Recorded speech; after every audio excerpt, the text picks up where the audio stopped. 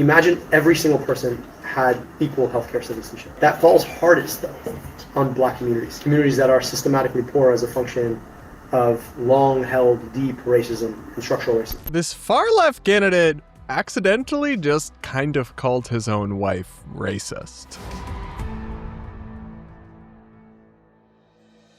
Hey guys, welcome back to the channel. We got a funny story to wrap up with for today because Abdul El-Sayed is the frontrunner now for the Democratic nomination for the Senate race in Michigan. He's competing against Haley Stevens, I believe, who's more of an establishment Democrat, and then Abdul El-Sayed is more of a far-left Democrat. He actually technically rejects the label Democratic Socialist, but he's their guy, and he's very much aligned with them, in effect. So he's the more of the hard left candidate in that race.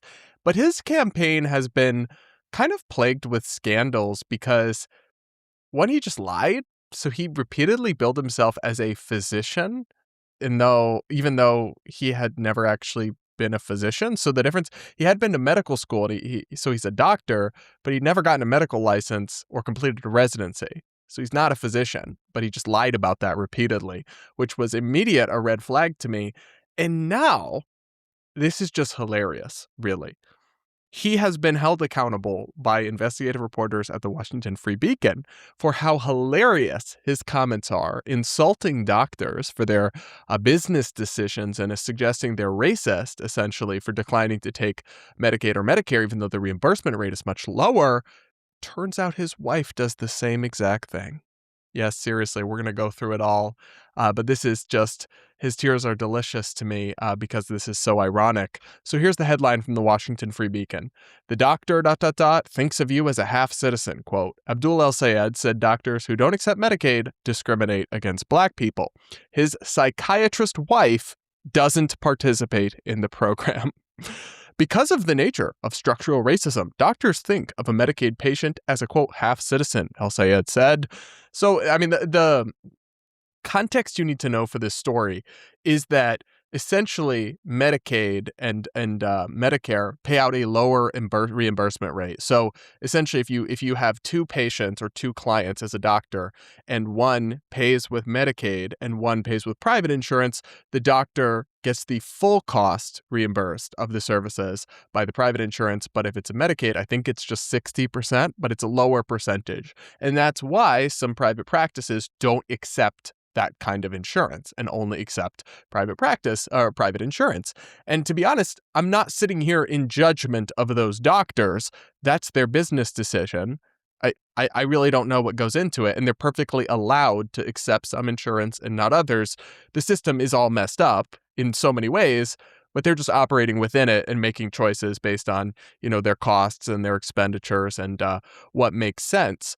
But what is insanely hypocritical beyond belief is to be campaigning on on the campaign trail, saying that people are racist for not taking Medicaid and basically offering their services for like half price almost. And then it turns out your wife is doing the same thing the whole time. So more from this article. Left-wing Michigan Senate hopeful Abdul El-Sayed has railed against doctors who don't accept Medicaid, arguing they, quote, discriminate against Black communities and perpetuate long-held deep racism and structural racism. That criticism would apply to his wife, a psychiatrist who operates a private practice that does not accept Medicaid, Medicare, or any other insurance. The reason this is funny is, one, because of his own obnoxious comments that seemingly would apply to his wife now, the despicable racist woman that she surely must be. And two, because this is one of the main problems with Medicare for All, is that, which El-Sayed campaigns on and supports, is that Medicare for All would cost insane amounts of money, north of $32 trillion over a decade. That would require more than doubling federal taxes.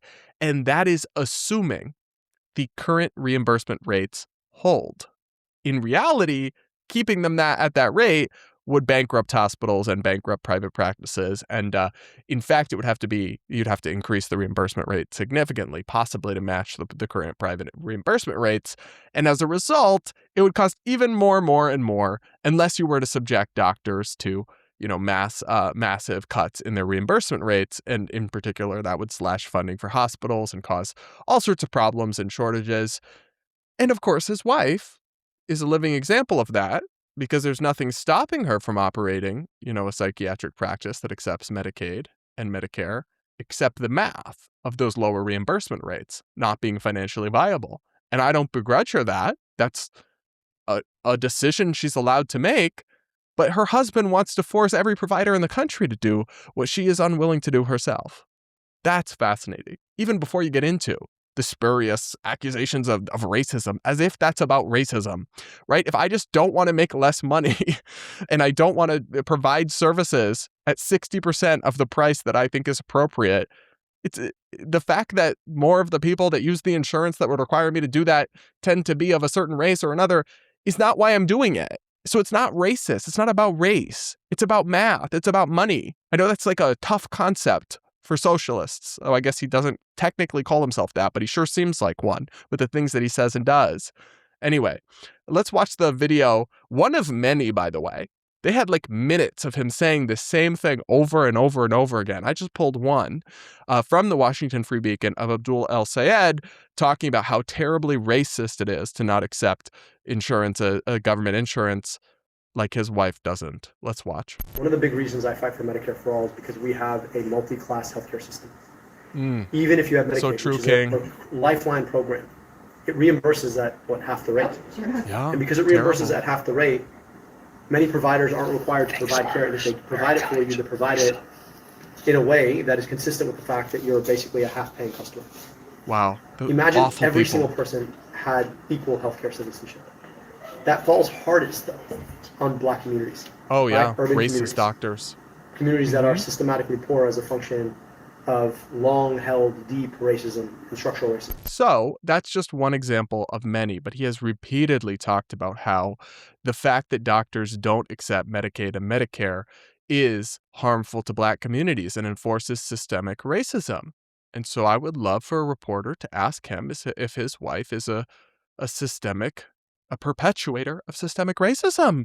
Because after all, that's the allegation he throws around on the campaign trail, but then his wife runs an entire psychiatric practice. Anyway, more information about that practice from the Free Beacon. According to El-Sayed's logic, his own wife, psychiatrist Sarah Jukaku, is one of those discriminatory doctors. Jukaku runs a private practice in Ann Arbor called Mindwork Psychiatry. She opted out of Medicare in 2025, according to records first reported by the Washington Free Beacon, meaning she cannot bill the program. She is not listed as an eligible provider on any of the 6 insurance plans that provide coverage for Medicaid or the state equivalent Healthy Michigan program in Washtenaw County, where her practice is based, a Free Beacon review found. Funny how that works, right? That when she's actually facing, economic constraints and trying to run a business, she suddenly doesn't want to deal with the low reimbursement rates and the government insurance programs that they want to force everyone to participate in and finance. So that's the funny thing to me, right? Is that obviously we should have health care for people that cannot afford to purchase their own health care. Obviously, health insurance is insanely expensive and inefficient, and the current system is broken in so many ways. So don't get me wrong. I'm not saying the status quo is good. There's so many reforms that we need. But when you're talking about Medicare for all, in practice, a lot of the proposals are really more like Medicaid for all, and they would entail this exact thing being done to providers nationwide in their own estimates that they are unwilling to do personally. They don't want to deal with these insurance programs that don't fully reimburse doctors. So they decline their services, and they decline to accept them for their services. And that's fair, but then they think they're going to do that across an entire system. Nope, you're not. So you're either going to break the bank or bankrupt providers and hospitals. Either way, it's totally unworkable. And the whole movement is rooted in sheer and utter delusion. There's really no other way to describe it, because a poll came out recently. Here is Patrick Ruffini reporting on it on X. 74% of Medicare for All supporters think it can fully be paid for by taxing billionaires. Just 40% think it's true it can only be paid for by broad middle class taxation. Good grief. We have a math problem in this country. It is out of control. People cannot add, they cannot subtract, They cannot multiply. They cannot divide. Increasingly, they cannot even read an index card. Because if you support Medicare for all, that's fine. We can have that debate. But you should be honest about the fact that it would cost upward of $32 trillion a decade. That is the minimum, low-end, unreasonably conservative estimate. It's probably a lot more than that. It would require more than doubling federal taxes, middle-class people, huge tax hikes. You cannot fund these massive programs just by taxing the rich, just by, eating the rich or going after the billionaires. You could confiscate, and they've done the analysis, but it was a couple of years ago, so it would need to be updated. But they did an analysis like you could confiscate every single dollar from every billionaire in America, and you would fund the current level of federal government spending for like 8 or 9 months. And government spending has gone up since they did that, though so has billionaire wealth. So maybe we're up to 9 months. Who knows? But that's a slightly outdated, but I think very revealing figure. There is no possible universe in which you could pay for all this stuff and not get huge tax increases on the middle and working class, which is what they have in a lot of these, European nations where they point to as models. But be honest about that. What they do, the kind of DSA-aligned candidates and progressive flank that pushes this stuff now, is they just totally divorce their advocacy from the true trade-offs of policy, because public policies are all about trade-offs. Every policy has costs and benefits, right? And so if you actually want to advocate for it, you have to acknowledge the trade-offs and then argue it's worth it anyway. Instead, they don't do that. They just spin this fairy tale narrative about how they're going to give everyone free everything, and they'll just fund it by just, only the super rich will just pay their fair share, as if they don't already pay, disproportionately the vast majority of federal taxes. And because they're not in power, because they're an ascendant force in American politics rather than the current office holders and president and all that, they don't actually have to do the math or enact the policy in which all of a sudden people will be forced to confront the trade-offs and the consequences. And this is why at the state level, there have been a couple states, I believe California, where they tried to institute state-level Medicare for all and ultimately rejected it. They're like, whoa, we can't do this because it's just not practical, not feasible. It'd be way too expensive and costly and unwieldy. Because once you actually get to the point of doing it, you have to reckon with the math and with the realities and the trade-offs. But when you're just on the campaign trail, you're just promising everyone free everything and someone else is going to pay for it, it's alluring. It's seductive. But that's the problem. How is a reasonable person supposed to campaign against the person promising free for everyone at someone else's expense? I don't know. I genuinely don't know. Because if you just offer people a false bill of goods, it's obviously going to be able to be more enticing than what a reasonable person could offer, which is like, hey, maybe we need to expand access to this, but it will cost additional taxes or this. It's like, obviously, the person who's willing to just play in fantasy land has an advantage. And that's why I think we see this rising movement. That really is. And then I'm sorry, but just the spurious accusations of racism and making everything about race, I thought we retired that. Could we not leave that in 2020? Because it's not, the fact that providers don't want to accept Medicaid has nothing to do with race or racism. It's math.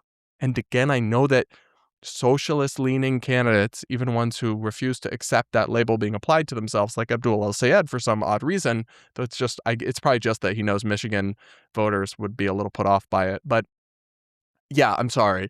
It's not a race thing. It's just a math thing. And I am really sick of the constant invocations of race and identity, especially when you're in a glass house, but you're throwing stones. Because you yourself are married to a doctor doing the same thing you say is racist and perpetuates systemic racism. That is diabolical, frankly. But you guys will have to let me know what you think in the comments below. Make sure to subscribe to the channel if you aren't yet. Do hit the like button. And do consider becoming a channel member here on YouTube to support my work. I do call out the far left and the far right. I'm not a partisan person, not a partisan shill. And unfortunately, being an independent and more moderate person is not the best business model here on YouTube. if you pander to one extreme, you can get millions of followers and make millions of dollars. But I don't do that, so I do need support from viewers like you. Hit the join button or click the link in the pinned comment to become a channel member. It's the best way to support me, and I also answer comments and questions from members in occasional videos. So if you have something you want to get my thoughts on or ask me about, or a roast you want me to read out loud, you can go ahead and become a channel member, then drop it down in the comments. With that, guys, we'll leave it there for that one and for this one, and be back with more real soon.